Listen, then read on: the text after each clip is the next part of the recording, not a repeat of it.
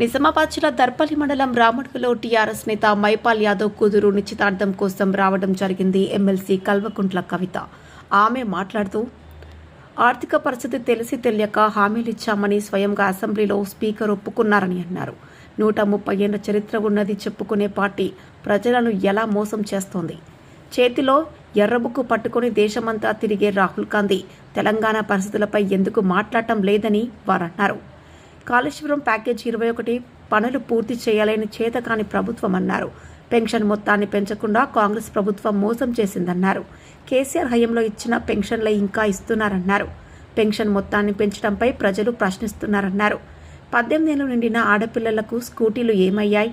తెలంగాణను ఆంధ్రలో కలిపి మోసం చేసిన కాంగ్రెస్ పార్టీ ఇప్పుడు కూడా అదే ఒరవడిని కొనసాగిస్తోందన్నారు. కాంగ్రెస్ చరిత్ర మొత్తం మోసాల చరిత్ర అని, దగా చరిత్ర అని అన్నారు. ఎల్లారెడ్డి పాఠశాలలో విషాహారం తిని విద్యార్థులు అస్వస్థతకు గురి కావడం బాధాకరమని అన్నారు. రూరల్ రిపోర్టర్ ప్రసాద్, దృశ్యం న్యూస్, దర్పల్లి మండల్. అందరికీ నమస్కారం. ఇవాళ నిజామాబాద్ జిల్లాలో నిజామాబాద్ రూరల్ నియోజకవర్గంలో మా పార్టీ నాయకులకు సంబంధించినటువంటి ప్రైవేట్ కార్యక్రమం ఉంటే ఇక్కడికి రావడం జరిగింది. ఎప్పుడు ఉంటుందా ఎప్పుడు పోతుందా అని ఆలోచన చేసే పరిస్థితి. ప్యాకేజ్ 22 కాళేశ్వరం కంప్లీట్ కానటువంటి పరిస్థితి. ఏ చెరువుకు కూడా ఎక్కడ కూడా ఏ ఒక్క ఆఫీసర్ కానీ నాయకుడు కానీ వచ్చి పట్టించుకోని పరిస్థితి.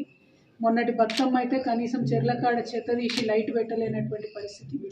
ఏ ఒక్క చిన్న పని కూడా ఏదైతే అవ్వకు తాతకు పెన్షన్ ఇస్తామని చెప్పిండ్రో ఎవరికి కూడా పెన్షన్ డబుల్ చేయని పరిస్థితి.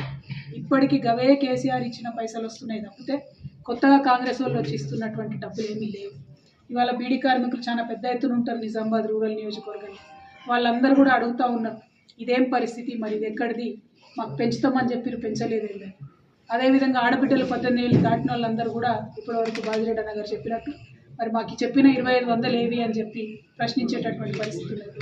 అందరికీ స్కూటీలు ఇస్తా అని చెప్పి 18 ఏళ్ళు నిండినటువంటి ఆడపిల్లలకు అసలు దాన్ని ఊసేలేనటువంటి పరిస్థితి. అంటే అలవి కానీ హామీలు ఇచ్చి ప్రజలను మోసం చేసి నిన్నటికి నిన్న గౌరవనీయులు మన స్పీకర్ గారు, అసెంబ్లీ స్పీకర్ గారు మాట్లాడుతున్నారు, మేము ఆర్థిక పరిస్థితి తెలిసి తెలియక వాగ్దానం చేసినామని. మరి ఒక బాధ్యత కలిగినటువంటి పార్టీ, 130 ఏళ్ళ చరిత్ర ఉన్నట్టు చెప్పేటటువంటి పార్టీ, వాళ్ళ అధ్యక్షుడేమో పాపం తెల్లారు లేస్తే మరి రాజ్యాంగం అని ఒక ఎర్ర బుక్కు పట్టుకొని తిరుగుతూ ఉంటాడు. మరి అటువంటి పార్టీ వారు ఎట్లా మోసం చేస్తారు ప్రజల్ని? అంటే ముందు తెలంగాణ ఇస్తామని చెప్పి ఎట్లయితే మనల్ని మోసం చేసిరో, అంతకుముందు తెలంగాణ ప్రజలు అమాయకం అని చెప్పి మనల్ని తీసుకుపోయి ఆంధ్రాలో కలిపి ఎట్లా మోసం చేసిండ్రో ఇవాళ కూడా కాంగ్రెస్ పార్టీ అదే ఒరవడిని కొనసాగిస్తుంది తప్ప ఇంకోటి కాదు. అంటే కాంగ్రెస్ చరిత్ర మొత్తం కూడా మోసాల చరిత్ర అని చెప్పి, దగా చరిత్ర అని చెప్పి మళ్ళీ ఒకసారి రుజువు చేస్తూ ఉన్నారు. నిన్న మొన్న మనం చూసినాం, 4 రోజులు గ్రామ సభలను పెడితే ప్రజలు నిలదీసి అధికారులను వెలగొడితే మరి భయంకరమైనటువంటి మళ్ళా తెలంగాణ ఉద్యమకాలం నాటి పరిస్థితులు అన్ని పల్లెలలో కూడా మనం చూసినాం. ఇంతకు చేసింది ఏందయ్యా అంటే 4 రోజులు పెట్టిండ్రు, వాళ్ళ ఇష్టం వచ్చిన పేర్లు చదివిండ్రు, భూములు ఉన్న వాళ్ళకే మన ఇండ్లు ఇచ్చేటటువంటి పేర్లు చదివిండ్రు, రైతు బంధు అని చెప్తే ఎవరికి వస్తుందో ఎందుకు వస్తుందో అర్థం కానటువంటి పరిస్థితి, రేషన్ కార్డు అంటే ఎవరికి ఇస్తున్నారో అర్థం కానటువంటి పరిస్థితి. భయంకరంగా ఎక్కడో సెక్రటేరియట్లో ఏసీ రూమ్లలో కూర్చొని చేసిన లిస్టును తీసుకొచ్చి ఊర్లలో చదివి పేద ప్రజల నోట్లో మట్టి కొట్టేటటువంటి ప్రయత్నం కాంగ్రెస్ పార్టీ చేసింది. ఎక్కడికక్కడ బీఆర్ఎస్ నాయకులు ప్రజలు చైతన్యవంతులై ఆఫీసర్లను ఎదిరిస్తే మళ్ళీ వెంటనే మాట మార్చి ఈ లిస్టు ఫైనల్ కాదు, మళ్ళీ ఇంకో లిస్ట్ వస్తుంది, కొత్త లిస్ట్ వస్తుంది అని చెప్పి మభ్యపెట్టేటటువంటి ప్రయత్నం చేస్తున్నారు. ఎలక్షన్ వరకు మరి రిజల్ట్ వచ్చే వరకు కూడా అది అమలు చేయరు. ఆ తర్వాత స్థానిక సంస్థల ఎలక్షన్ మళ్ళీ చూస్తే 6 నెలల వరకు వెళ్ళిపోతుంది. ఇవన్నీ దృష్టిలో పెట్టుకొని మార్చిలో అన్నాడు, మార్చిలో మేమేం చేయాలా ఓడి వచ్చింది కాబట్టి ఇచ్చవలసింది ఏమన్నాడు. ఎప్పుడు కూడా ప్రణాళిక లేకుండా మరి ఈరోజు ప్రజల్ని ప్రతిరోజు మోసం చేస్తూ ఉన్నారు. రైతాంగాన్ని ముఖ్యంగా రైతులకు కేసీఆర్ గారు ఉన్నప్పుడు మరి నాట్లు ఇచ్చినప్పుడే రైతు బంధు పడుతుంది, మరి ఎలక్షన్లు వస్తే రైతు బంధు పడుతుంది, అది కూడా లేదు.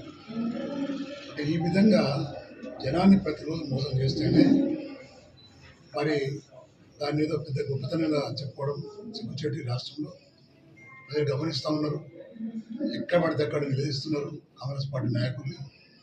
మరి ఈరోజు ఎమ్మెల్యేలు కూడా మరి రైతు సభలో తిరిగే పరిస్థితి లేదు. ప్రజాపాలన అనుకుంటూ అది పోలీస్ పాలనగా చేసి ప్రజలకు దూరంగా ఉంటున్నారు తప్ప ప్రతి ఎవరు కార్యకర్త అడిగినా రైతు అడిగినా నిలదీసినా పోలీస్ కానిస్టేబుల్ పోలీసులు వచ్చి వాళ్ళ పట్టుకెళ్తున్న కేసులు బుక్ చేస్తుంది తప్ప మరి ఫ్రీగా ఈ రాష్ట్రంలో పరిస్థితి లేదు, ఫ్రీగా అడిగే పరిస్థితి లేదు. మరి పచ్చి దగాకోరే కాకుండా ఇవాళ కాంగ్రెస్ పార్టీని ఇంకో 50 సంవత్సరాల వరకు కూడా అధికారం రాకుండా చేయడంలో సఫలమవుతున్నాడు రేవంత్ రెడ్డి.